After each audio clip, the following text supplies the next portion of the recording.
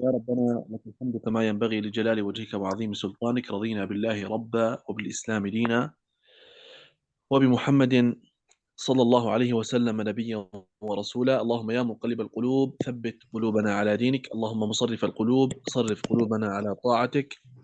اللهم حبب إلينا الإيمان وزينه في قلوبنا وكره إلينا الكفر والفسوق والعصيان واجعلنا من الراشدين. اللهم إنا نسألك الهدى والتقى والعفاف والغنى. اللهم إنا نسألك علما نافعا ورزقا طيبا وعملا متقبلا. أما بعد، فإن العلماء هم ورثة الأنبياء، وإن الأنبياء لم يورثوا درهما ولا دينارا، وإنما ورثوا العلم النافع. فمن طلب العلم النافع فقد أخذ بالحظ الوافر. وإن من أشرف العلوم وأعلاها ما تعلق بالقرآن الكريم، ما تعلق بالقرآن الكريم وبتلاوة القرآن الكريم. قال الله تعالى: إن الذين يتلون كتاب الله وأقاموا الصلاة وأنفقوا مما رزقناهم سرا وعلانية يرجون تجارة لن تبور ليوفيهم أجورهم ويزيدهم من فضله إنه غفور شكور. وعن أنس بن مالك رضي الله عنه قال: قال رسول الله صلى الله عليه وسلم: إن لله أهلين من الناس. قالوا: يا رسول الله من هم؟ قال: هم أهل القرآن، أهل الله وخاصته. نسأل الله عز وجل أن يجعلنا منهم. والقرآن نعم الكريم، علم القرآن الكريم، علم التلاوة والتجويد، لا يؤخذ إلا بالتلقي والمشافهة، لا يؤخذ إلا بالتلقي والمشافهة. فعن نعم. زيد. نعم تفضل. Baik, hari ini Bismillah, Alhamdulillah, wala quwata illa billah, Allahumma salli ala sayyidina Muhammad wa ala alihi wa sahbihi ajma'in. Setelah membuka dengan syukur, alhamdulillah kepada Allah Subhanahu wa taala. Kemudian bersalawat kepada baginda besar Nabi Muhammad sallallahu alaihi wasallam. Kemudian menyampaikan berbagai macam doa yang disampaikan oleh Syekh, dan beliau menyampaikan bahwa Allah Subhanahu wa taala menjadikan ini kebaikan luar biasa. Sebagaimana dinyatakan bahwa ulama ini adalah warasatul anbiya, bahwa ulama ini adalah para pewarisnya Nabi. Dan Nabi tidaklah mewariskan harta dan tidak mewariskan dinar atau dirham, tapi mewariskan ilmu yang bermanfaat. Dan barang siapa yang telah mendapatkan atau mewarisi ilmu yang bermanfaat, maka dia telah mendapatkan atau mewarisi sesuatu yang sangat berharga. Quran hadirin Allah dinyatakan sebagai salah satu hal yang disampaikan oleh Rasul baginda besar Muhammad SAW sebagai keutamaan yang diwariskan di dalam keilmuan, yang dinyatakan tadi di sebuah ayat yang beliau baca dari Al-Quran, tijaratan lan tabur, sebuah perdagangan yang tiada akan pernah mendapatkan kerugian. Di sini dinyatakan tentang bahwa dari Anas bin Malik radhiyallahu anhu bahwa Minas Allah, di antara manusia ini ada keluarganya Allah. Kemudian ketika ditanya kepada Rasulullah SAW siapa itu, adalah ahlul Quran, ahlullah wa khasat. Bahwa ahlul Quran ini adalah keluarganya Allah wa khasatu, dan orang-orang yang khasah, orang-orang yang dispesialkan di antara manusia. Maka kita termasuk orang-orang yang demikian. Ilmu Al-Quran Allah, di dalamnya ada tajwid, ada hal-hal yang disampaikan terkait tentang bagaimana talak membacanya dan lain sebagainya. Dan beliau menyatakan bahwa Al-Quran, bacaan Al-Quran tidaklah disampaikan atau didapatkan oleh manusia kecuali dengan dua cara. Kecuali dengan dua cara saja, yaitu yang pertama dengan talaki, yang kedua dengan musafahah. Yang pertama dengan talaki, itu mengucapkan kalimat per kalimat dan kemudian ditalakikan. Dan mustafahah secara berhadapan atau bertemu. Nah, Syahna. نعم. وعلم التجويد من أهم العلوم الشرعية، لأنه يتعلق بكلام الله تبارك وتعالى، وقد قال العلماء إن تعلمه فرض كفاية.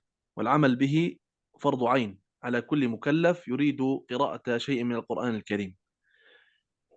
وأدنى حد لصحة التلاوة أن تسلم القراءة والتلاوة من الإخلال بالمعنى، يعني لا يكون في هذه التلاوة والقراءة إخلال بالمعنى أو بالإعراب أو بهما معا، فيجب أن تكون هذه التلاوة خالية من الإخلال بالمعاني أو بالإعراب.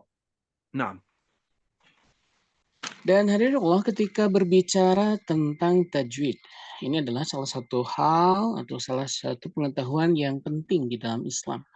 Karena dia berbicara tentang kitabullah, dan ulama menyampaikan membaca dengan tilawah ini adalah sebuah kewajiban. Ketika kita berbicara tentang pelajaran atau pembelajaran Al-Quran, sifatnya adalah fardu kifayah. Akan tetapi mempraktekkan bacaan yang sesuai dengan tajwid adalah fardu ain. Untuk menghindari kesalahan dalam pengucapan, baik makna maupun i'rab. Makna itu makna yang terkandung dalam bacaan kita, dan i'rab maksudnya adalah kaidah-kaidah bahasa yang ada di dalam Al-Quran.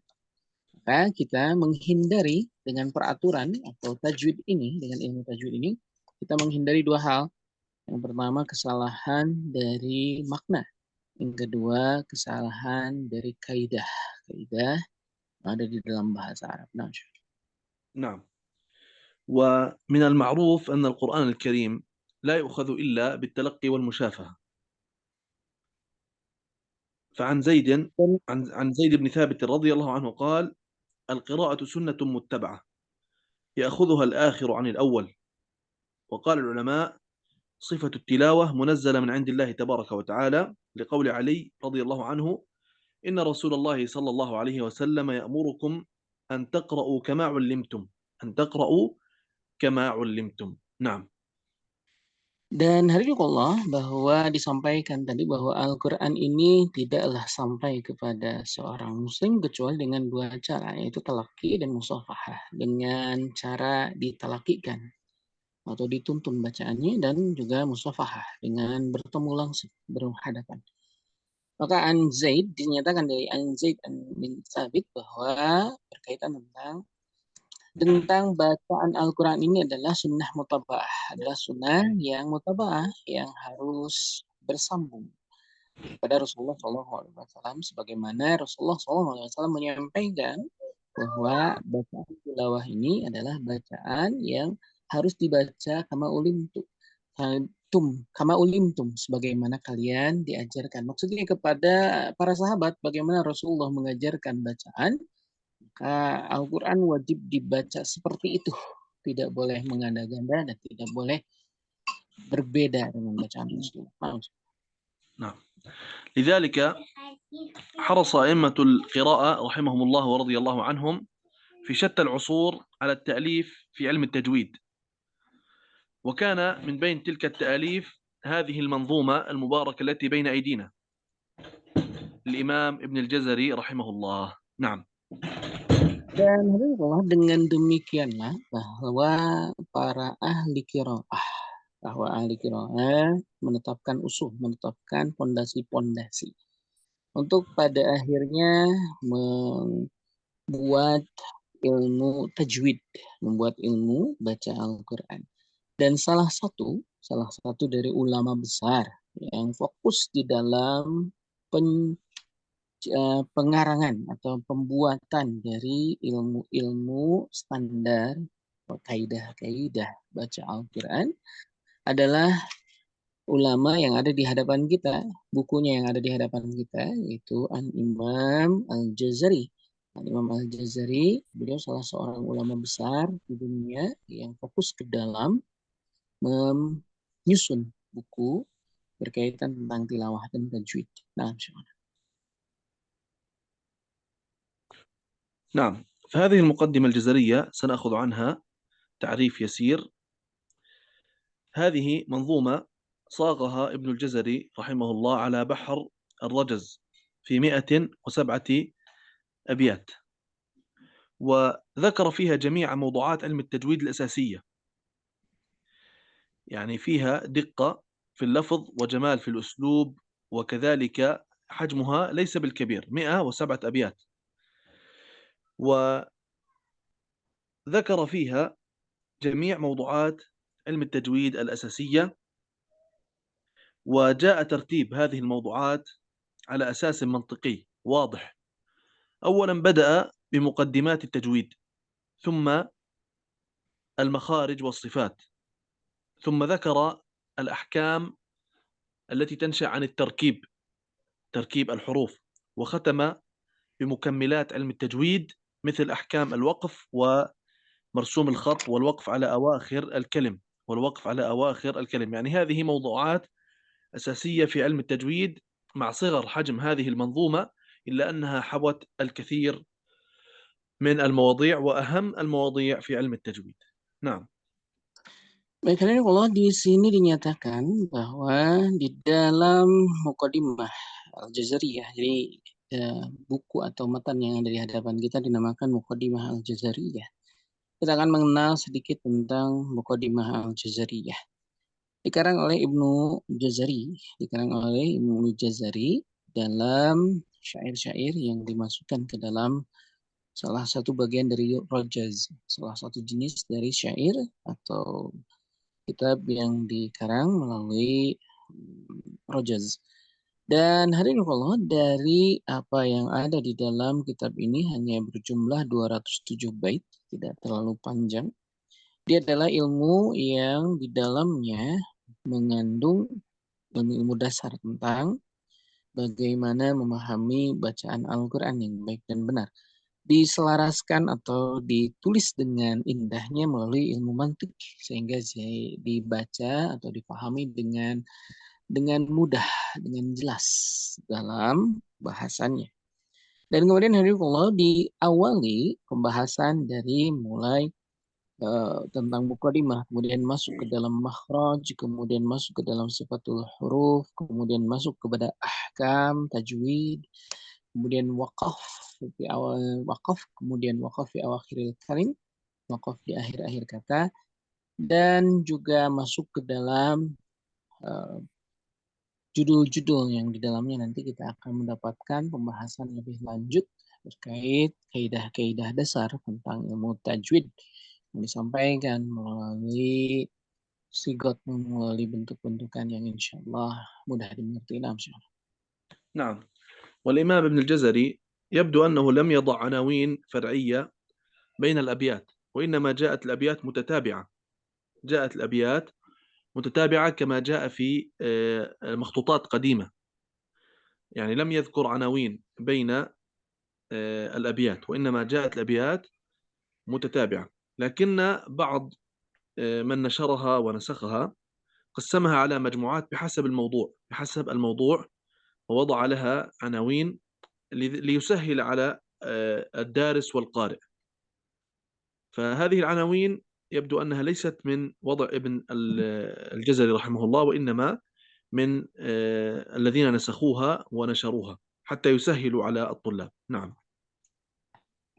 Salah satu hal yang menjadi catatan hadirin Allah, kitab ini atau matan Al-Jazari ini disusun oleh sang pengarang tanpa judul, artinya bahwa kalimat per kalimat tersambung dari satu bab ke bab yang lainnya, tidak ada pemisah. Ini bagaimana penulisan di zaman lalu seperti itu. Dan ini cara orang-orang di masa lalu menulis sebuah kitab. Tidak ada judul di dalamnya. Adapun kalau kita melihat sekarang di dalam manzumah, di dalam matan yang kita lihat ada judul, itu adalah judul-judul yang dituliskan oleh orang-orang kemudian atau orang-orang yang hadir setelah beliau, dan pada akhirnya memberikan judul-judul untuk memudahkan orang-orang mempelajari matan Al-Jazari ini. Sekali lagi maka di sini hadirin Allah, aslinya matan Al-Jazari ini tidak mempunyai judul antara satu bab dengan bab yang lainnya. Akan tetapi orang-orang setelahnya, para pembelajar dari matan Al-Jazriyah ini untuk memudahkan pembelajaran, maka kemudian ulama setelah Ibnu Jazari menetapkan beberapa judul di atas dari setiap bab yang terkandung di dalam matan Al-Jazari untuk memudahkan orang-orang setelahnya memahami bab atau judul-judul yang terkandung, pembahasan-pembahasan yang terkandung di dalam matan Al-Jazari. Nah, insyaallah. نعم. وقد أقبل عليها أهل التجويد، على هذه المقدمة الجزرية أقبل عليها أهل التجويد حفظا ونسخا وشرحا لأسباب كثيرة، منها أن هذه المقدمة سهلة وصغيرة الحجم وعباراتها سهلة، وتناولت كما قلنا جل مواضيع التجويد، وأيضا وضع الله عز وجل لها القبول، وأيضا لشهرة مؤلفها الذي غطت شهرته الآفاق في عصره إلى زماننا الحاضر. فكان الإمام ابن الجزري رحمه الله لأهل القرآن وأهل التجويد كالبخاري لأهل الحديث، عندما يذكر الحديث فيقولون البخاري شيخ المحدثين، وكذلك الإمام ابن الجزري شيخ القراء. وسنأتي إن شاء الله على ترجمة للإمام ابن الجزري بعد أن ننتهي من التعريف بالمقدمة، سنتكلم على ترجمة يسيرة للإمام ابن الجزري رحمه الله. فإذا كانت هذه المقدمة محل اهتمام كبير للقراء وللأئمة، لأنها سهلة وكذلك صغر حجم هذه المنظومة، وتناولت أيضا مواضيع كثيرة، جل مواضيع علم التجويد. نعم. Baik, Hanifullah, dan disampaikan di sini bahwa ahlu tajwid, bahwa para orang-orang yang berkecimpung di bidang tajwid, ya, orang-orang yang ahli dalam bidang tajwid, menjadikan matan Al-Jazari ini, matan Al-Jazariyah ini sesuatu yang besar, sesuatu yang penting bagi mereka untuk dihafal secara lafaz dan nasih. Kenapa demikian? Karena secara kemudahan dia adalah sesuatu yang mudah untuk dihafal. Karena dia terdiri dari matan yang tersusun dalam bentuk syair. Dan kemudian diketahui bahwa kita mu'alif, sang pengarang dari matan Al-Jazari ini adalah seorang ulama besar. Kalaulah kita mengenal Imam Al-Bukhari, maka kita mengenal beliau adalah pakar di bidang hadis, Jadi kalau kita mendengar nama Imam Bukhari, maka kita langsung mengenal atau pikiran kita akan mengetahui beliau adalah seorang pakar di bidang hadis. Maka di dalam bidang tajwid, Al-Jazari ini selevel dengan Imam Al-Bukhari dalam hadis. Jadi kalaulah di dalam hadis pakarnya adalah Imam Al-Bukhari, maka kalau di dalam ilmu tajwid pakarnya adalah Imam Al-Jazari. Maka ini adalah sesuatu yang penting bagi seluruh pembelajar Al-Quran, bagi orang-orang yang menginginkan keahlian di bidang Al-Quran. Karena ini adalah sesuatu yang kalau dikatakan sigar, kecil, buku yang kecil, dan mudah dipahami, di sisi lain mengandung maudhu atau judul-judul atau pembahasan tema-tema yang sangat sesuai, yang sangat dipentingkan dan diperlukan bagi orang-orang yang fokusnya di bidang tajwid. نعم. ومما يدل على شهرتها واعتناء العلماء والأئمة بها كثرة الشروح التي وضعت عليها. وضع على هذه المقدمة شروح كثيرة منذ عصر الإمام إلى يومنا هذا، أكثر من 50 شرحا. فهذا يدل على أن هذه المقدمة مهمة. ومن هذه الشروح الحواشي المفهمة في شرح المقدمة لأبي بكر أحمد ابن ناظم هذه المقدمة، ابن أبي الخير محمد ابن الجزري. إذن ابن الناظم قام بشرح هذه المنظومة، وهذا الشرح موجود ومطبوع. نعم. Dan hadirin Allah, salah satu bukti, salah satu dalil bahwa manzumah ini, bahwa matan ini begitu penting di kalangan ulama ilmu tajwid, begitu banyak sampai detik ini, sampai hari ini, orang-orang yang terus menambah pembendaharaan syarh atau keterangan atau penjelas dari Muqaddimah Al-Jazariyah ini. Ditemukan lebih dari 50 buku yang mensyarah atau yang menjadikan penerang, penjelasan tentang kitab Matan Al-Jazariyah ini. Ini menunjukkan betapa luar biasanya ihtimam atau fokusnya orang-orang untuk bisa mempelajari dan memahami dari kitab Al-Jazariyah ini. Bahkan kita mengetahui bahwa putra Ibnu Al-Jazari, pengarang dari kitab ini juga mengarang sebuah buku khusus yang menerangkan tentang apa yang disampaikan oleh ayahnya, apa yang ditulis oleh ayahnya. Ini menunjukkan juga betapa menjadi sebuah kebanggaan tentang Manzumah Al-Jazariyah ini bagi para ulama, bahkan sampai putra beliau sendiri mengarang penjelasan tentang ilmu Al-Jazari dan makbul, dan sebuah penjelasan yang juga diterima oleh ulama di kalangan ulama apa yang ditulis oleh putra. نعم، ومن أشهر الشروح أيضا الطرازات المعلمة في شرح المقدمة لعبد الدائم الحديدي الأزهري، وهذا تلميذ المؤلف، وهذا الشرح أيضا مطبوع. سنذكر يعني هذه الشروحات المطبوعة، وكذلك اللآلئ السنية في شرح المقدمة الجزرية لأحمد بن محمد القسطلاني، وكذلك الدقائق المحكمة في شرح المقدمة لزكريا الأنصاري، وأيضا المنح الفكرية في شرح المقدمة الجزرية لعلي القاري رحمهم الله جميعا وتقبل منهم وجزاهم عنا كل خير. هذه يعني من أشهر الشروحات المطبوعة والموجودة. نعم. Dan hari Allah tadi saya menyebutkan beberapa nama kitab yang disampaikan oleh ulama syarh, yaitu penjelasan-penjelasan tentang matan dari Al-Jazariyah yang tadi disebutkan dikarang oleh Abi Dalim, kemudian juga Ahmad, kemudian beberapa ulama lainnya.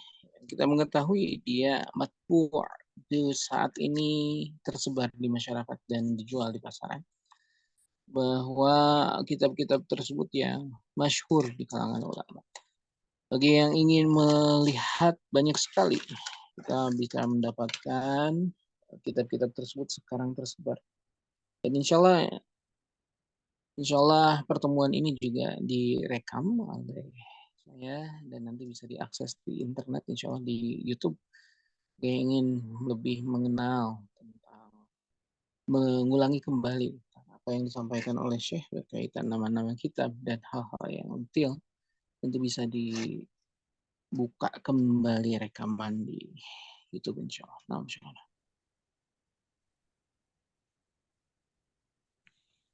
نعم، قبل أن نبدأ بالشرح سنأخذ تعريفا موجزا ابن الجزري رحمه الله. ولد إمام القراء شمس الدين أبو الخير محمد ابن محمد ابن محمد ابن علي ابن يوسف الجزري في دمشق سنة 51 و700 هجرية، واعتنى والده بتربيته وتعليمه منذ صغره، فحفظ القرآن وعمره 13 سنة، واتجه إلى دراسة العلوم الشرعية وعلوم اللغة العربية على كبار العلماء في عصره، ولكن أكثر عنايته كانت بعلم القراءات، فاشتهر بهذا العلم. نعم. Ya, Allah, sebelum kita masuk ke dalam penjelasan tentang Matan Al-Jazariyah, saya ingin menyampaikan tentang bagaimana pengenalan atau mengenal dari sang imam pengarang dari kitab Al-Jazariyah ini. Sang Imam Hadain rahimahullah adalah seorang imam. Kita mengetahui dia dinyatakan sebagai mempunyai nama atau Al-Jazari Ini adalah sebuah laqab, ini adalah sebuah panggilan yang di apa yang diberikan kepada beliau sebagai uh, panggilan yang masyhur di kalangan ulama dan أين صفحة يا شيخنا؟ لأنه في هذا الكتاب يا شيخنا لا شيخ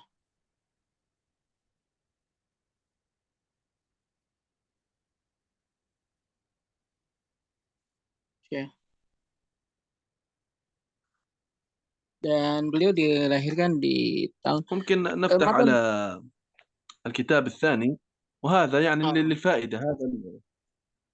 نعم، الكتاب هذا الأول للفائدة للطلاب، ممكن يرجعون إليه ويستفيدون منه، لأنه شرح وجيز يعني، وللمراجعة والفائدة إن شاء الله.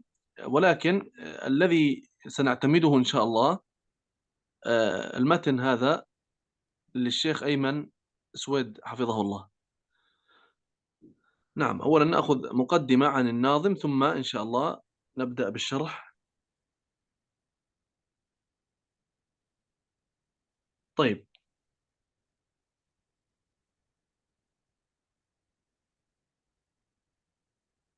أين الصفحة يا شيخ؟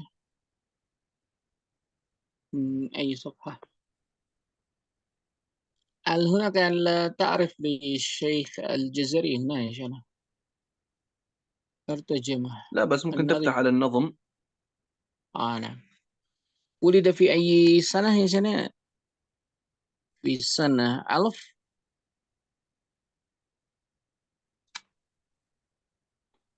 الصوت واضح عندكم؟ أنا واضح يا شيخنا ولكن لم أكتب الصوت جيدا. واضح؟ واضح واضح يا شيخنا. هل صوتي واضح عندكم يا شيخنا؟ شيخ شيخنا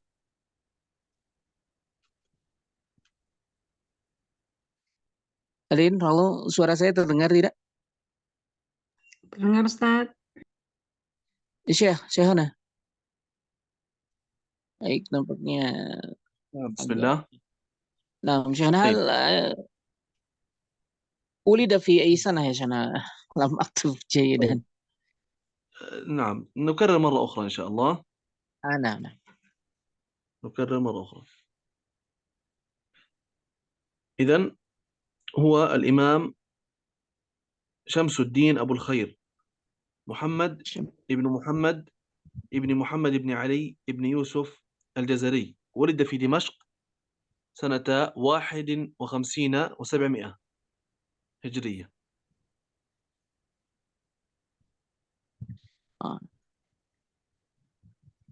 Saya kira bahwa sang pengarang adalah Syamsuddin Abu Khair dan beliau dilahirkan di Damaskus di tahun 1007 namanya wahid atau في سنة 51 و700 51 يعني 751 Hijriyah. نعم، Beliau dilahirkan di سنة 700. 751، ولكن في اللغة Nah, العربية نبدأ من الأقل إلى الأعلى، نقول 51 51 و700. nah. 751 Hijriah beliau dilahirkan. Nah, insyaallah. نعم، ولد في دمشق، واعتنى به والده، واعتنى بتربيته وتعليمه منذ صغره، فحفظ القرآن وعمره 13 سنة، وتعلم العلوم الشرعية واللغة العربية على كبار العلماء، ولكن أغلب وأكثر عنايته كانت بعلم القراءات والتجويد، فاشتهر بها. Dan kemudian hadirin Allah bahwa ayah beliau sangat memberikan perhatian kepada ta'lim, kepada pengajaran beliau.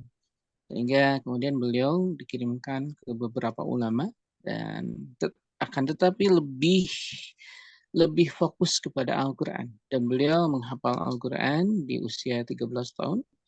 Kemudian beliau juga dikirimkan kepada para alim ulama di bidang bahasa Arab dan juga qiraah.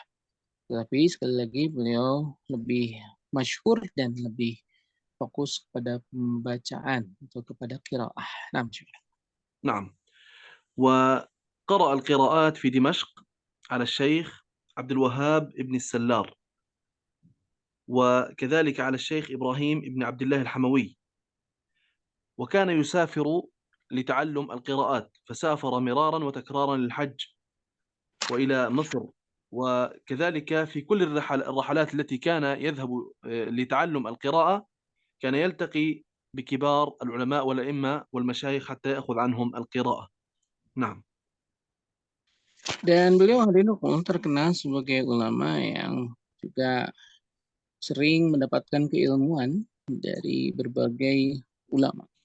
Dan beliau mendapatkan salah satu keilmuannya dari Abdul Wahab ibn Salam, dan kemudian Ibn Hamad. Dan kemudian selama beliau perjalanan haji juga beliau sering bertemu dengan ulama-ulama besar dan imam-imam besar, sehingga juga beliau mendapatkan berbagai macam kajian ilmu daripada mereka, sehingga memperkaya keilmuan beliau. Nah, insyaallah. نعم. وبعد ذلك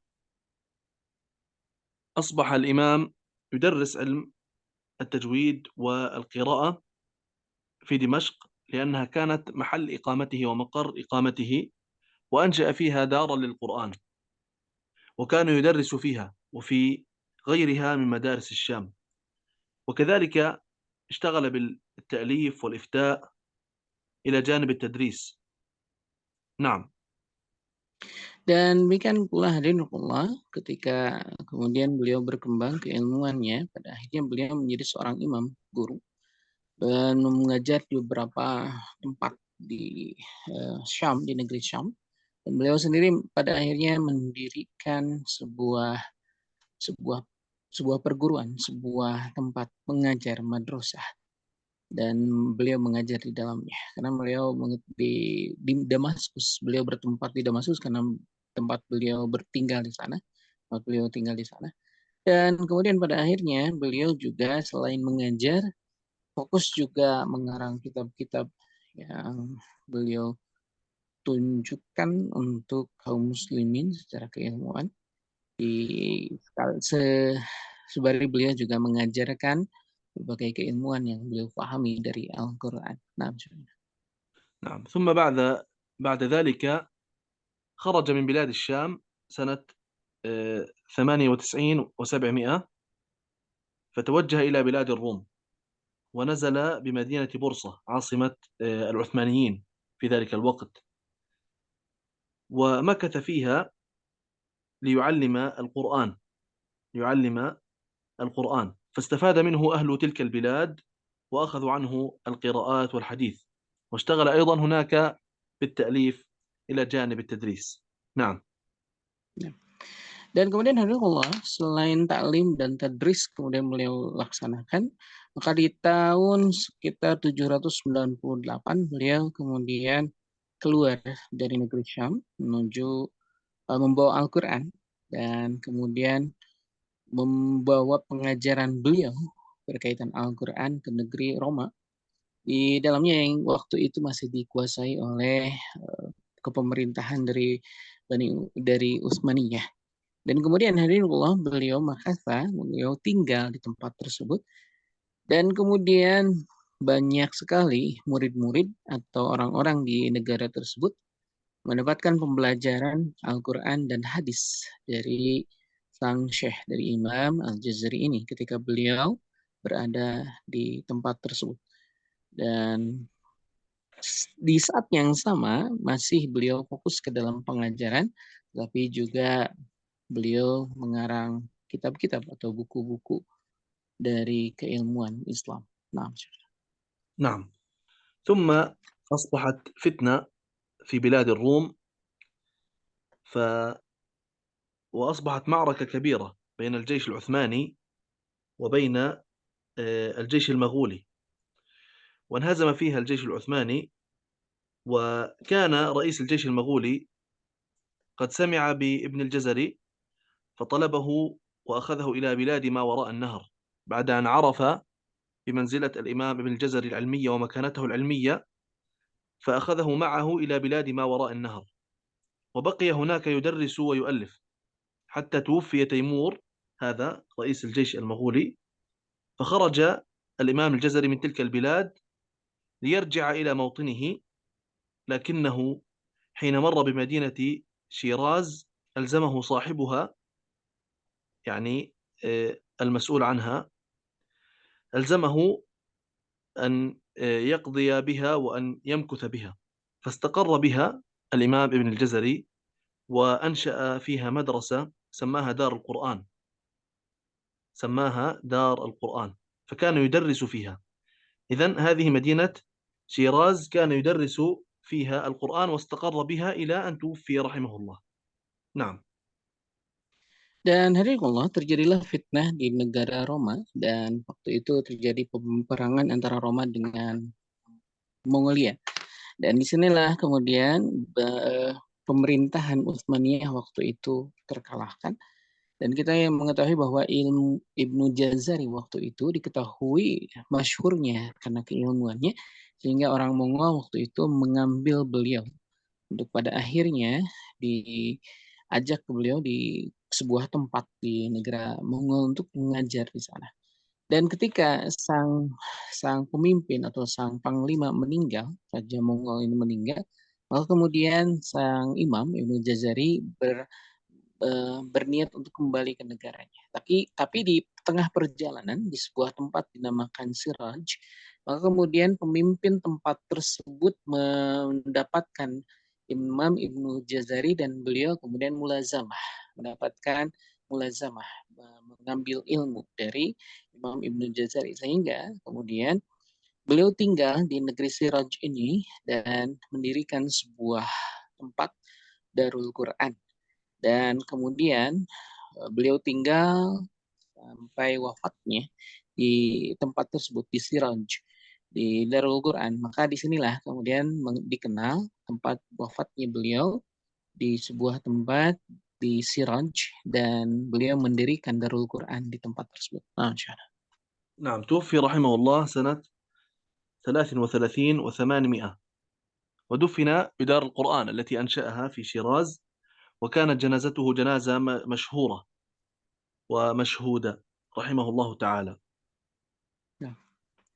Dan hari Allah beliau meninggal di sekitar tahun 833 Hijriah di Darul Quran, di sebuah madrasah yang beliau dirikan di Siraj.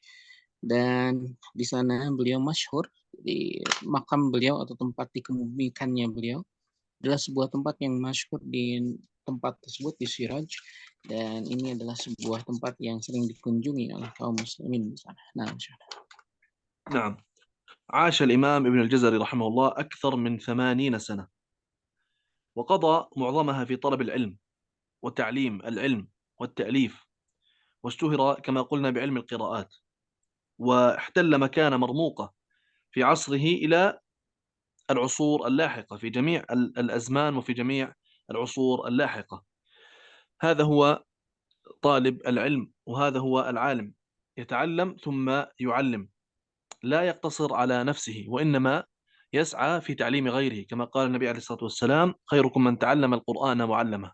فالإنسان المسلم لابد أن يتقن تعلم القرآن الكريم، ثم يبدأ بتعليم الناس ونشر هذا العلم الشريف. نعم. Dan beliau hadirin Allah, usia beliau ketika wafat sekitar usia 80 tahunan. Beliau hidup sekitar 80 tahunan, dan beliau dihabiskan ilmunya, hidupnya dengan keilmuan, mengarang dan mengajar, mengarang dan mengajar. Beliau termasuk orang yang masyhur di bidang Quran dan menjadi pondasi dari keilmuan-keilmuan qiraah setelah beliau.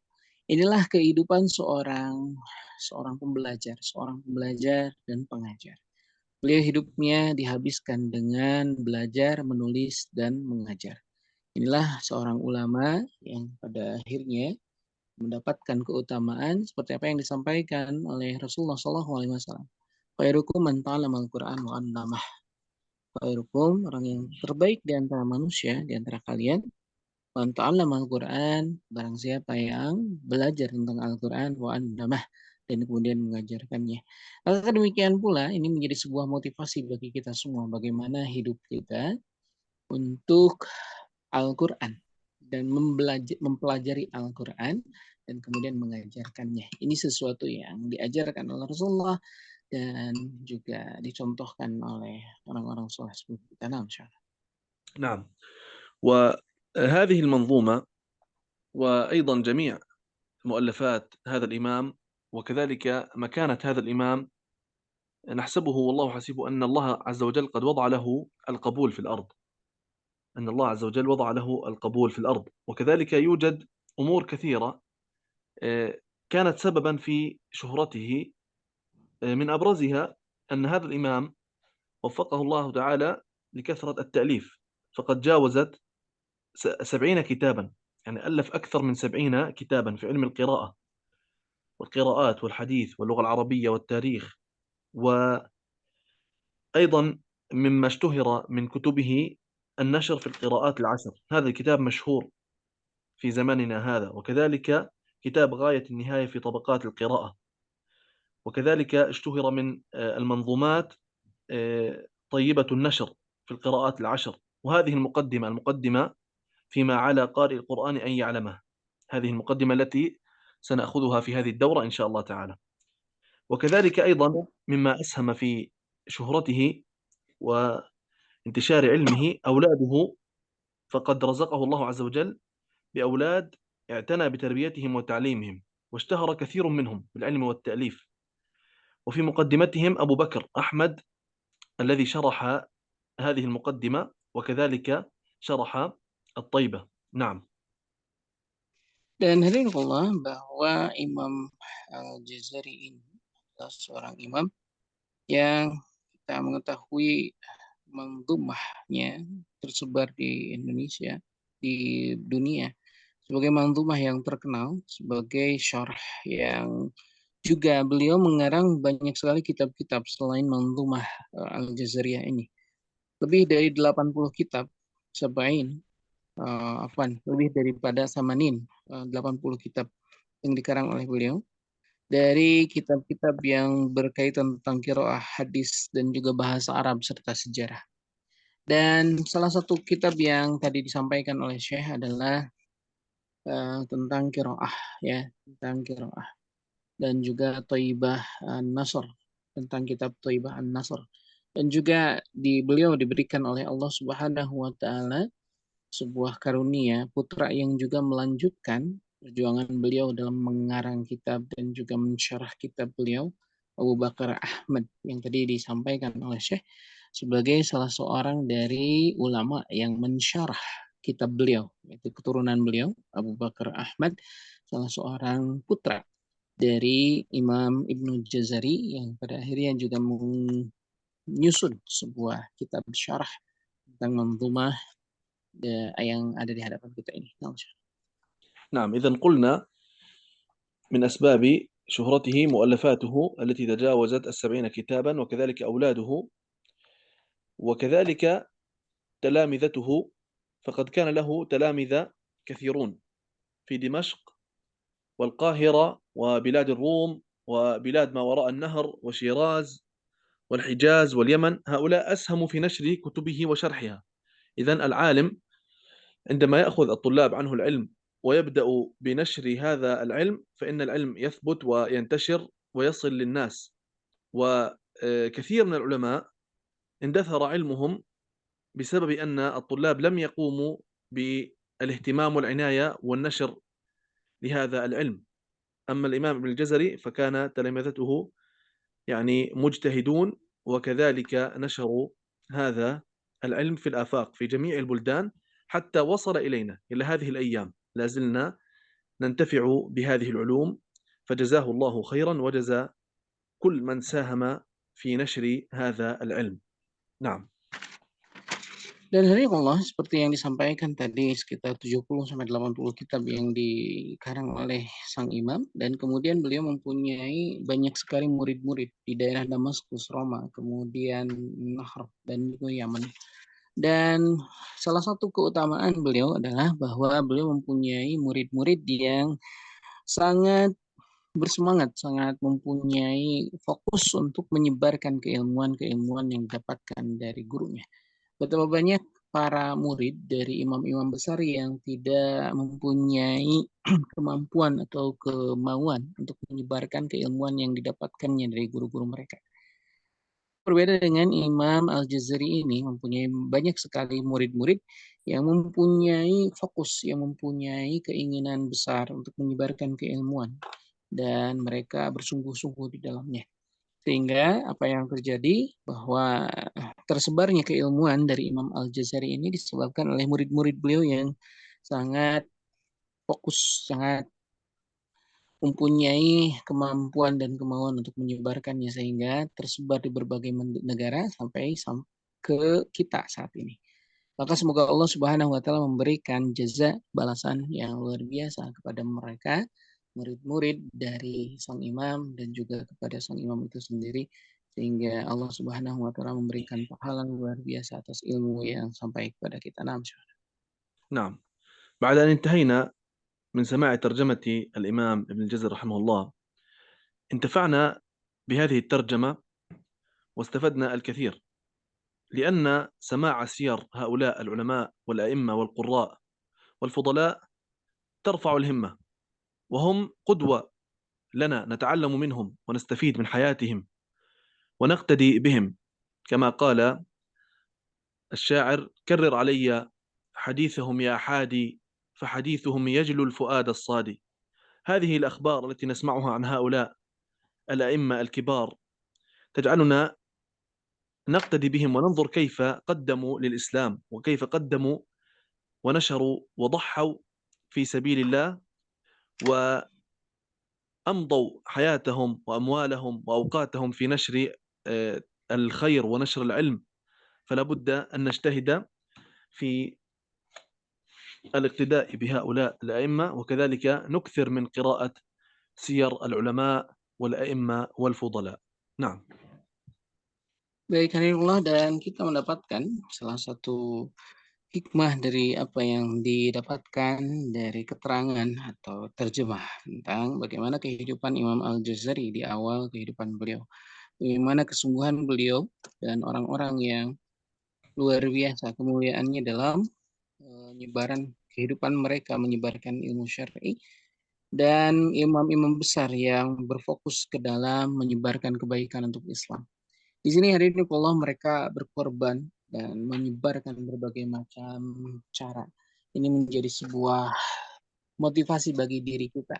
Bagaimana pengorbanan-pengorbanan mereka, bagaimana kesungguhan-kesungguhan mereka juga menjadi motivasi bagi kita untuk menjadi bagian dari apa yang mereka lakukan. Kesungguhan-sungguhan mereka yang bisa kita ikuti, kemudian betapa luar biasanya pengorbanan mereka dan bagaimana mereka berupaya untuk menjadikan ilmu syar'i ini menjadi salah satu tujuan kehidupan mereka untuk menyebarkannya, memberikan pertolongan kepada Islam.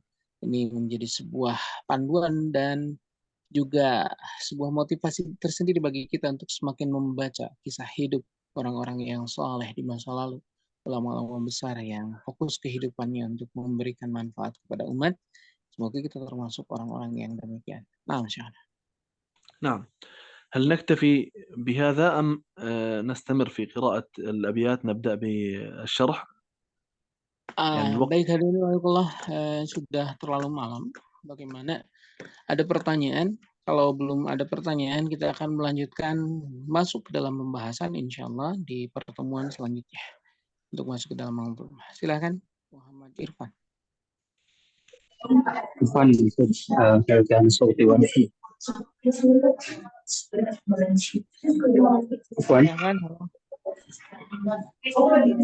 apa suaranya aja? Halo, silakan. Nah, suara anak apa jelas? Ya, silakan. معذرة يا شيخ، هل هذا الكتاب أول كتاب ألف في علم التجويد؟ نعم، جزاكم الله خير.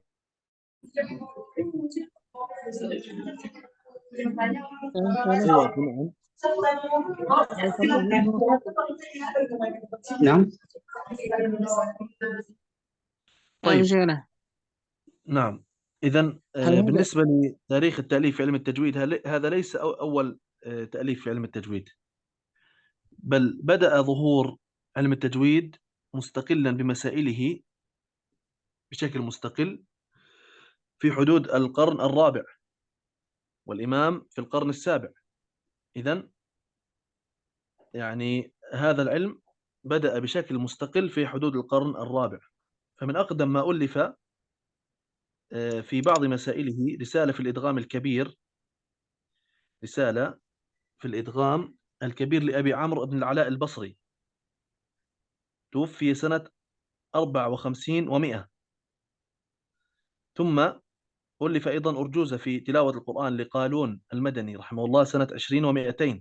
هذا يعني كانت بشكل يعني لبعض المسائل، ولكن بشكل مستقل في القرن الرابع. نعم.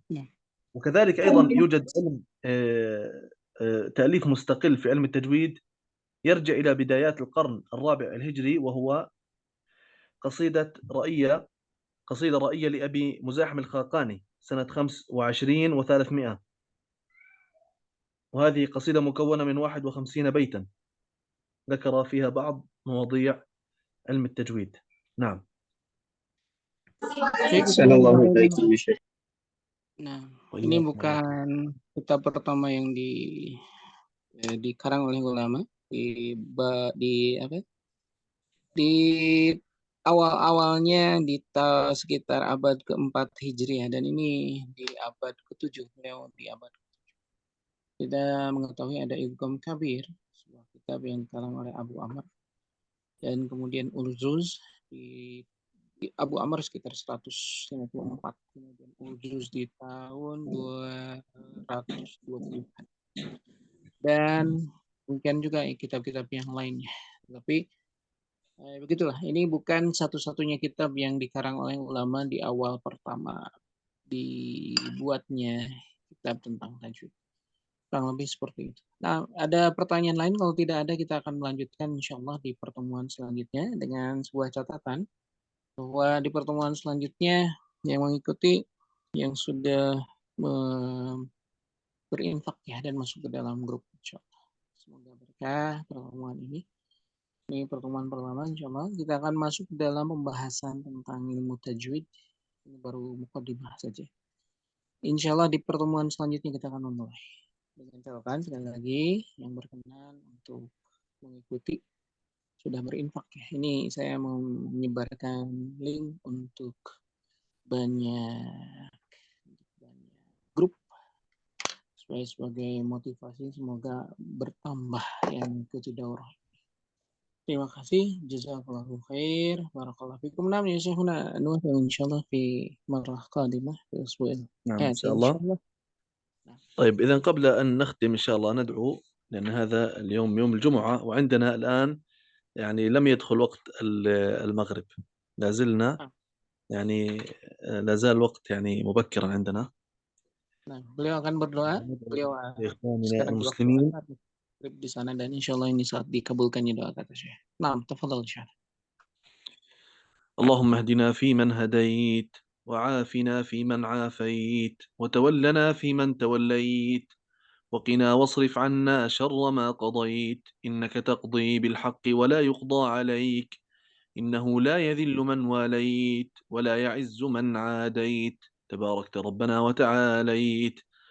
اللهم اقسم لنا من خشيتك ما تحول به بيننا وبين معصيتك، ومن طاعتك ما تبلغنا به جنتك، ومن اليقين ما تهون به علينا مصائب الدنيا، ومتعنا اللهم بأسماعنا وأبصارنا وقواتنا أبدا ما أبقيتنا، واجعلها الوارث منا، واجعل ثأرنا على من ظلمنا ولا تجعل مصيبتنا في ديننا ولا تجعل الدنيا أكبر همنا ولا مبلغ علمنا ولا تجعل إلى النار مصيرنا واجعل الجنة هي دارنا وقرارنا برحمتك يا أرحم الراحمين. اللهم إنا نسألك فرجا قريبا عاجلا لإخواننا المسلمين في فلسطين. اللهم أنج المستضعفين من المؤمنين في غزة. اللهم أنج المستضعفين من المؤمنين في غزة وفي كل مكان يا رب العالمين. اللهم استر عوراتهم وآمن روعاتهم. اللهم الطف بهم وكن معهم ولا تكن عليهم. وانتقم من اليهود الظالمين وانتقم ممن ظلمهم يا الله. وأرنا باليهود عجائب قدرتك يا رب العالمين. اللهم انصر الإسلام والمسلمين وأعز الإسلام والمسلمين يا رب العالمين. اللهم صل وسلم وبارك على نبينا محمد وعلى آله وأصحابه أجمعين. جزاكم الله خيرا وبارك الله فيكم. سبحانك اللهم وبحمدك أشهد أن لا إله إلا أنت أستغفرك وأتوب إليك. السلام عليكم ورحمة الله وبركاته. Waalaikumsalam warahmatullahi wabarakatuh. Dengan berakhirnya doa dari Syekh kita, maka berakhir pula pertemuan kita pertama hari ini. Sekali lagi, bagi yang berkenan untuk mengikuti daurah ini, bagi yang belum berinfak, dipersilakan untuk menghubungi saya di 0858 60615396. Sekali lagi, nomor saya silakan dicatat. 0858 60615396. Saya ulangi sekali lagi terakhir 0858 60615396. Untuk melanjutkan daurah ini silahkan mendaftar dan berinfak untuk kegiatan untuk terlaksananya kegiatan ini. Jazakumullahu khair. Terima kasih. Doa sudah dipanjatkan dan berakhir pula kegiatan kita hari ini. Terima kasih semuanya. Wassalamualaikum warahmatullahi wabarakatuh.